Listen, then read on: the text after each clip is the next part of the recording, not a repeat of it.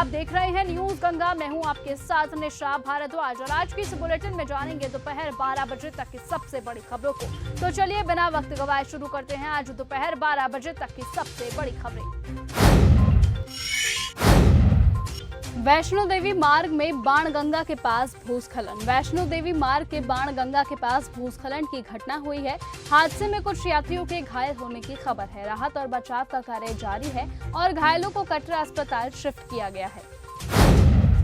PM Modi ने खरगे को जन्मदिन की दी बधाई। पीएम नरेंद्र मोदी ने कांग्रेस के अध्यक्ष मल्लिकार्जुन खरगे को जन्मदिन की बधाई दी है। सोशल मीडिया पोस्ट के जरिए पीएम मोदी ने अपने पोस्ट में कहा कि राज्यसभा में विपक्ष के नेता मल्लिकार्जुन खरगे को उनके जन्मदिन पर हार्दिक शुभकामनाएं और मैं उनके दीर्घायु और स्वास्थ्य जीवन की कामना करता हूँ। यूपीएससी की तैयारी कर रहे छात्र ने की खुदकुशी। दिल्ली के ओल्ड राजेंद्र नगर इलाके में संघ लोक सेवा आयोग की तैयारी कर रहे एक छात्र ने खुदकुशी कर ली।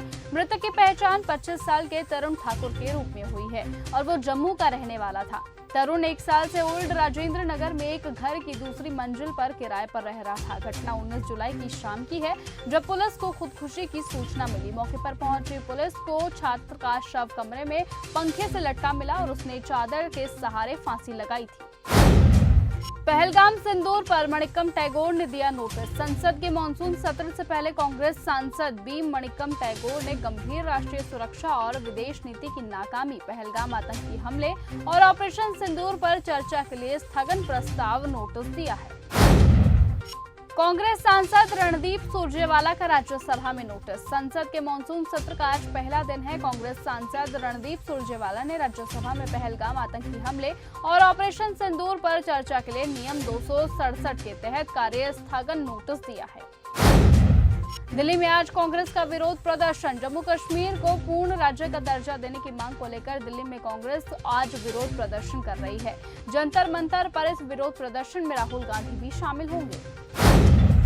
1 लाख लोग तेजस्वी, अखिलेश और उमर के साथ। बिहार की तरह ही पश्चिम बंगाल में भी राजनीतिक हलचल धीरे धीरे तेज होती जा रही है। सत्तारूढ़ तृणमूल कांग्रेस लगातार चौथी बार जीत का स्वाद चखने की कवायद में है। अगले साल होने वाले विधानसभा चुनावों से पहले ही ममता बनर्जी की पार्टी अपने ही पक्ष में माहौल बनाने में जुट चुकी है।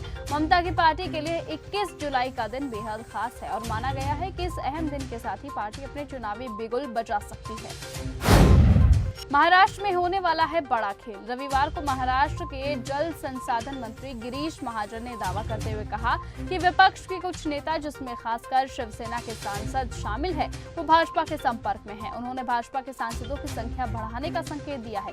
महाजन ने कहा कि भाजपा के सांसद बढ़ सकते हैं। 4 सांसद पहले ही संपर्क में थे और अब 3 सांसदों के शामिल होने की संभावना है। ये सांसद अलग अलग पार्टियों के हैं, जिनमें ज्यादातर शिवसेना यूबीटी से है, जिससे अब ये कयास लगाए जा रहे हैं कि महाराष्ट्र की राजनीति में बड़ा खेल होने वाला है। धर्म की आड़ में स्वास्थ्य की राजनीति करती है बीजेपी। बीएसपी प्रमुख और उत्तर प्रदेश की पूर्व मुख्यमंत्री मायावती ने बीजेपी पर तीखा वार करते हुए पार्टी पर धर्म की आड़ में स्वार्थ की राजनीति करने का आरोप लगाया। उन्होंने कहा कि बीजेपी जनहित के मुद्दों पर विफल सरकार जनता का ध्यान भटकाने के लिए ही धर्म की राजनीति करती है। दिल्ली से लेकर यूपी तक कांवड़ियों का भव्य स्वागत और इंतजाम। सावन के दूसरे सोमवार को भोलेनाथ पर जल चढ़ाने के लिए अपने अपने गंतव्य तक कांवड़िए पहुंच रहे हैं। इसी दौरान उनका कांवड़ रूट पर कई जगहों पर भव्य स्वागत किया गया है। किसी ने फूलों की बारिश की, तो किसी ने पैर दबाए, तो किसी ने केले और जूस पिलाकर उनका स्वागत किया। उत्तराखंड, उत्तर प्रदेश, दिल्ली समेत कई राज्यों में कांवड़ियों की सुविधाओं के लिए सरकार और प्रशासन पूरी तरह से डटा हुआ है ताकि किसी भी तरह की कोई परेशानी ना हो सके। उनके ठहरने के लिए शिविर बनाए गए हैं और खाने पीने का इंतजाम भी किया गया है। दरअसल भक्त गंगा जल लेकर सैकड़ों किलोमीटर पैदल चलकर अपने गांव, शहर, कस्बों में प्रसिद्ध महादेव के मंदिर में जाकर जलाभिषेक करते हैं। तो फिलहाल आज की इस बुलेटिन में सिर्फ इतना ही। देश और दुनिया की तमाम बाकी खबरों से ऐसे ही जुड़े रहने के लिए आप बने रहिए और ऐसे ही देखते रहिए न्यूज गंगा। नमस्कार।